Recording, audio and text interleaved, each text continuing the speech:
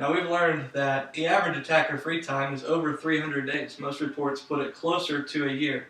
What are attackers trying to do, or people with malicious intent trying to do during that free time?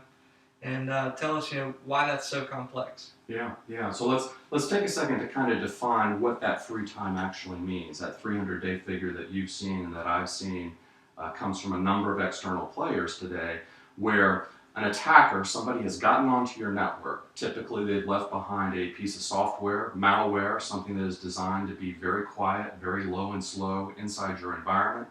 And the big question mark is, what are they doing? To your point specifically, that 300-day figure, what are they doing during that close to the full year inside your environment? Are they looking for information inside your environment? Are they maybe moving laterally from one machine to another or from one server to another? What is it that they're actually after? A lot of customers at RSA that we've spoken with that have actually been breached will shut down the breach, but not necessarily understand that just because I found the attacker right here at this point in time, was that actually their final objective? A lot of attackers are going to start in one part of the organization, and as you mentioned, they're going to kind of lay low and quiet for a very long amount of time before they actually act on that final objective. So what are they doing during that 300-day period? Even if it's not you in that 300-day model, maybe it's only 30 days or maybe it's only 3 days, that window where they're in your environment and you don't know about it, we call that dwell time.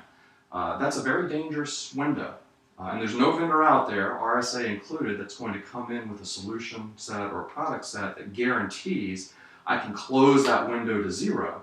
But the mindset we're trying to get customers thinking about today is understand the dwell time concept, the difference between when the attack has started and when I know as an organization that something is actually going on, whether that's a minute or an hour or a day or a week. Understand that they're going to be in your environment.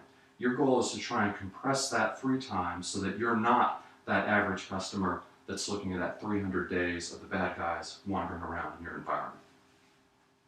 Got it. So what is RSA doing in particular? What solutions have y'all developed that address this attacker free time and the persistent, patient, and complex adjustable threat? How do we get more forensic, and how do we cut down on the attacker free time? Yeah.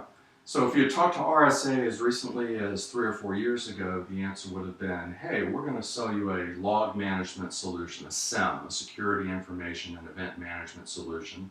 For what it's worth, RSA still has a security information and event management platform, but we're really not talking so much about that anymore because we don't think that's adequate, given the nature of today's threats, to really understand what's going on in customer environments.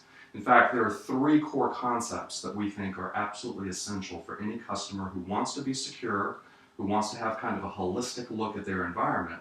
The first is the one we've already talked about, kind of the log management or the SIEM component. Still very important.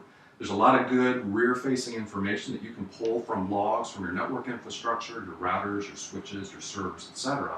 But that's only one of the 3 pieces we think is super important. The second of the 3 pieces is, just like you can ingest logs, the ability to ingest packets across the network, to be able to see network traffic and potentially have both of those data sets, the logs and the packets, inside the same interface, kind of normalized to look and act the same. That's a big deal. But that's not the end of the story, because the third and final piece that we think is essential is, even if you have a fantastic log collection capability and a fantastic packet collection capability, that's potentially going to give you good visibility inside your environment. But if I know that a workstation is inside my environment talking to an external command and control server, it's talking to some IP address outside my environment, I may or may not know that that IP address is a known bad IP address. So even though I've collected everything in my environment, I'm still not going to be as smart as I could be. So being able to fuse that log management capability and the packet capture capability with the third and final leg, which I like to call external threat intelligence.